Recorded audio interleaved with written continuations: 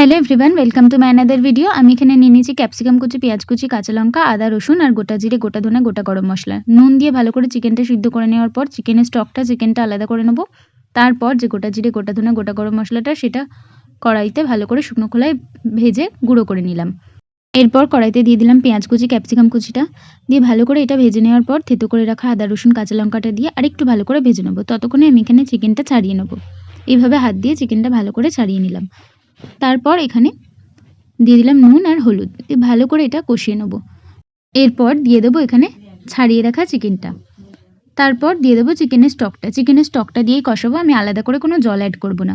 ভালো করে কষিয়ে নেওয়ার পর আবারও চিকেনের স্টক দিয়ে একটু কষিয়ে নেবো, দিয়ে দেবো কাশ্মীরি রেড চিলি পাউডার কালারের জন্য। কষিয়ে নেওয়ার পর জল দিয়ে ভালো করে ফুটিয়ে নেব। ফুটে গেলে গরম মশলাটা দিয়ে ভালো করে আরেকটু ফুটিয়ে নিয়ে নামিয়ে নিলেই রেডি হয়ে গেল চিকেন ভর্তা। কেমন লাগলো অবশ্যই জানাবেন। ধন্যবাদ।